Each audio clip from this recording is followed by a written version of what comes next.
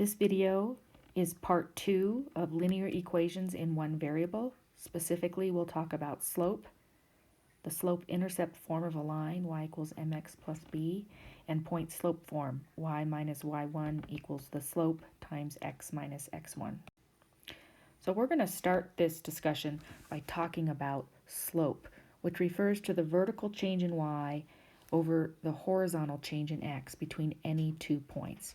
And there is a formula for calculating slope, y2 minus y1, using a subscript notation, divided by x2 minus x1. So this is actually the change in y over the change in x, or alternately, rise over run. So we're going to take these first two ordered pairs, and just for a visual, I'm going to plot them so you can understand what slope is. So here's negative 2, 1, 2, 3, 4, 5. So negative 2, 5 would be here, and 1, 3 would be here. And we would like to know the slope of this line. Well, there's a couple things about this line. One, from left to right, you'll notice it's going down. That means that it's going to be a negative slope. And we want to know how far in the y direction and how far in a x direction do we have to go from one point to get to another point on the line. So notice that from 5 to 3 is 2 units, and from negative 2 to 1 is 3 units. And so in this particular case, our slope would be, minus 2, because we're going down, and then to the right 3, so we get minus 2 thirds. Now let's also do this using the formula. And I'm going to call this my first ordered pair, x1, y1, and this one my second ordered pair, x2, y2. So y2 minus y1 would give me 3 minus 5. x2 minus x1 would give me 1 minus a minus 2.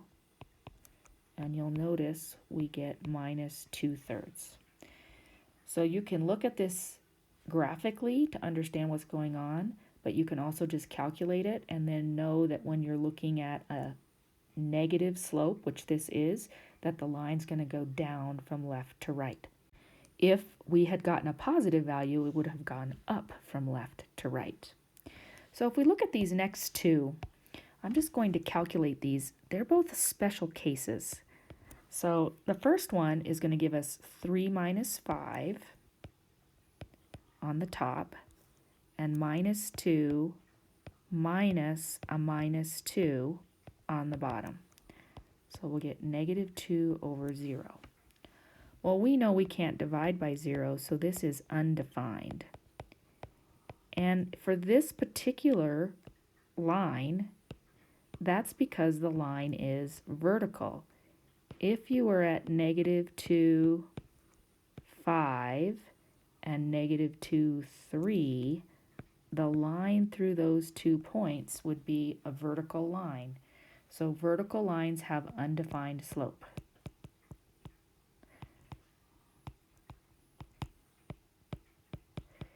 We can do the same thing for the next one. Our slope here would be 3 minus 3 over 1 minus a minus 2. That's going to give us 0 in the numerator. And a slope of 0 means we have a horizontal line. Negative 2, 3 would be here, and negative 2, negative 2, 3, and then 1, 3 would be here. And this line would be a horizontal line. A horizontal line has a slope of 0. So you do want to be careful.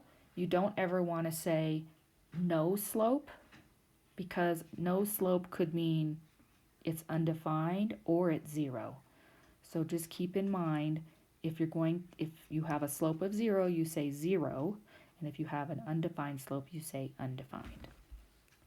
So that's what slope is and how to calculate it. So we want to talk about linear equations of the form y equals mx plus b. And you guessed it, this m here is that slope. So m is the slope of the line. B in this case is the y-intercept.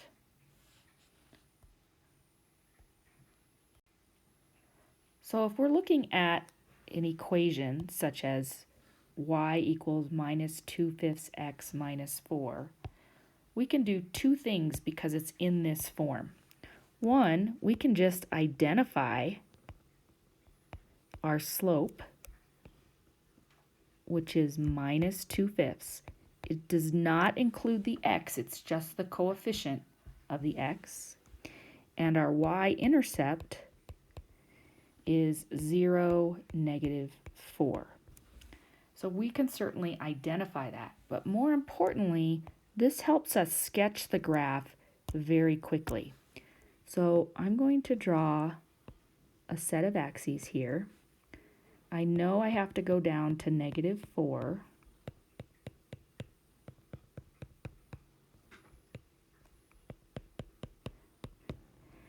So I'm going to plot the point 0, -4, because I know that's on the line.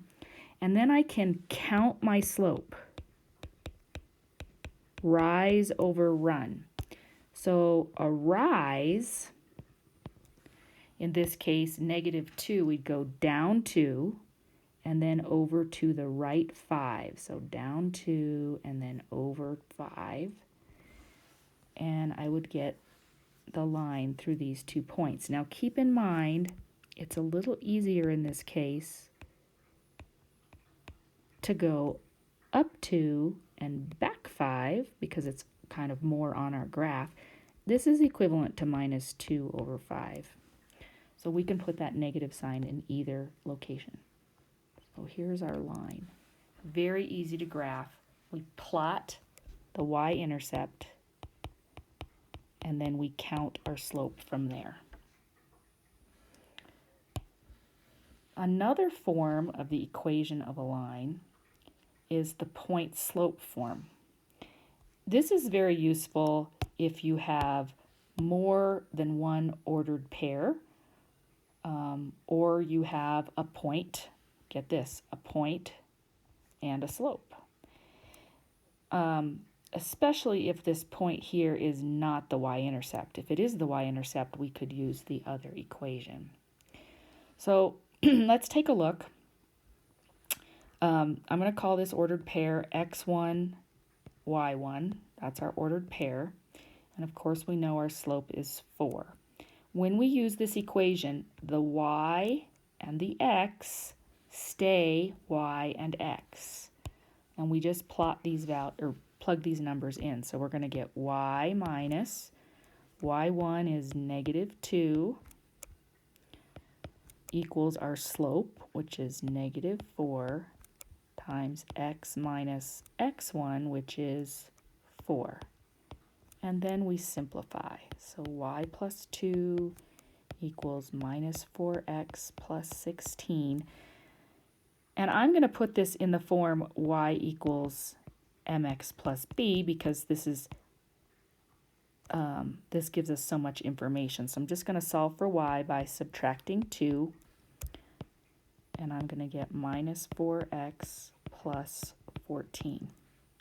It's kind of a nice check when you're doing this to see if your ordered pair 4, -2 is actually on that line.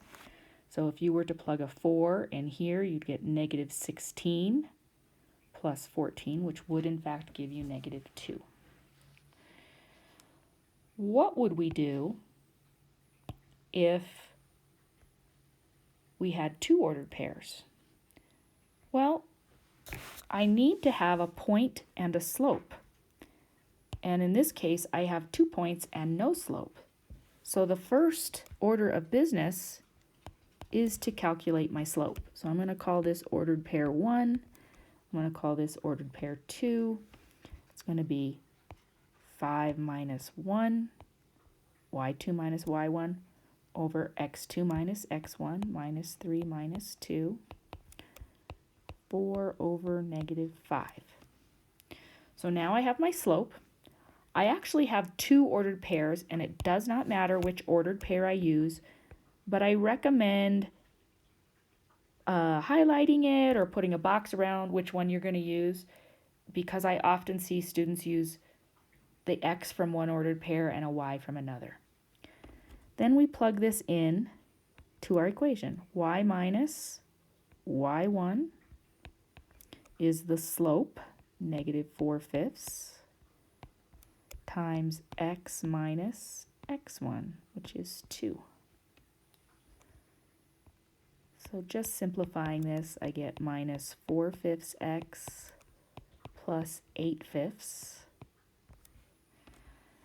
And then I'm going to add the 1 to each side. 1 is 5/5, so this is going to give me 13/5.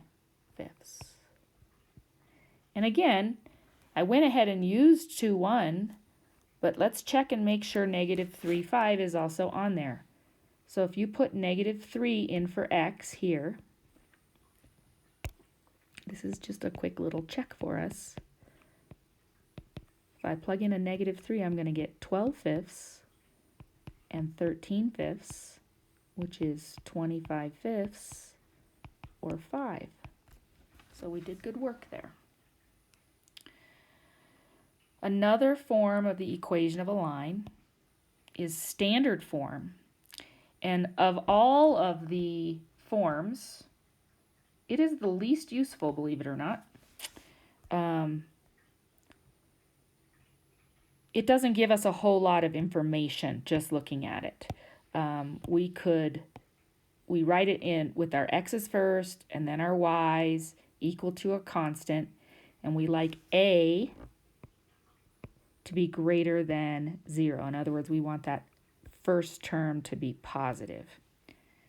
So if you have, for example, 3x plus 4y equals 8, that's a line. We can tell it's in standard form, but it doesn't give us a whole lot of information. And if we wanted to, say, graph it, we could solve for y, subtracting 3x and dividing by 4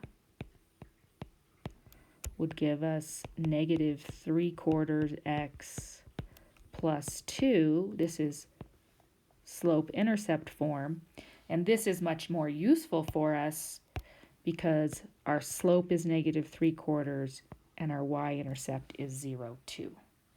So sometimes we put our answer in standard form as a final result, but it is actually the least useful of all of the forms of the equation of a line. So we briefly talked about horizontal and vertical lines. So let me just recap.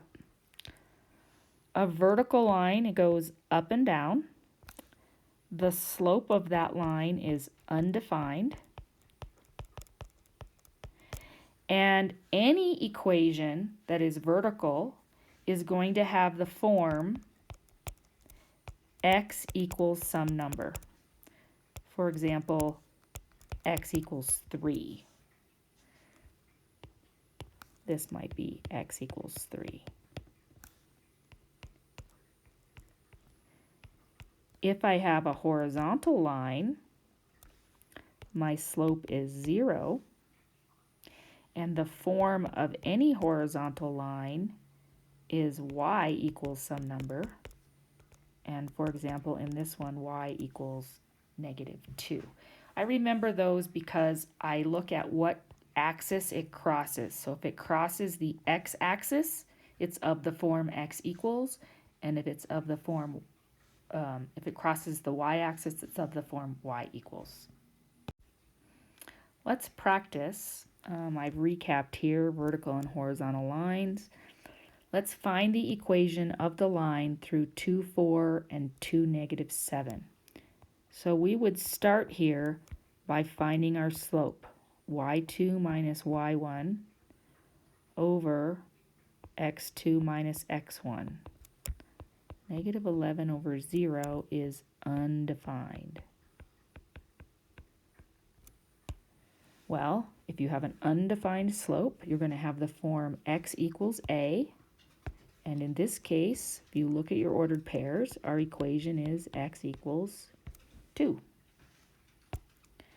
Similarly, to find the equation of a line through negative 2, 4, and 3, 4, I'm going to get 4 minus 4 over 3 minus a minus 2,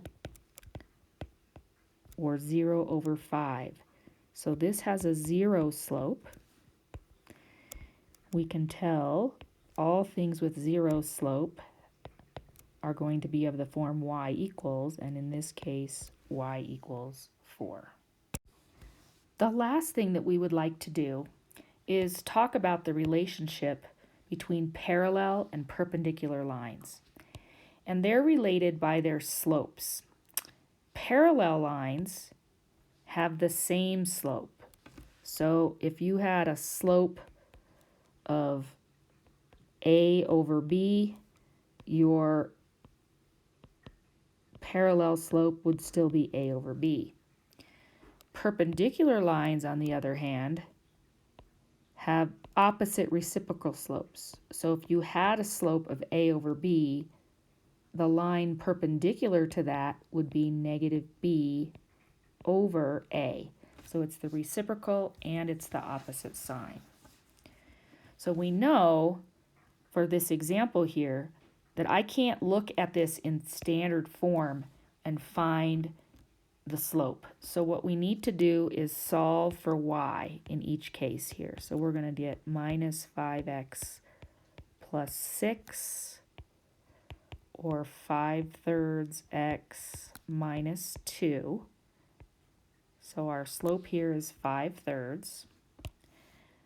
For this next line, minus 5y equals minus 3x minus 20. And then dividing by negative 5 gives us 3/5 x plus 4. And so this slope is 3/5. So they're not the same. They are reciprocals, but they both have the same sign. So this is neither parallel or perpendicular. Take a moment and do that for this next one, and then I will tell you, I'll write down what it is. You should have gotten y equals 2/3 x plus 7. So a slope of 2/3, and y equals 2/3 x minus 2, a slope of 2/3. So these two lines are parallel. They have the same slope, different y-intercepts. Okay, so last example here. Let's write the equation of a line parallel or perpendicular to a given line. So let's say we wanted to find the equation of a line perpendicular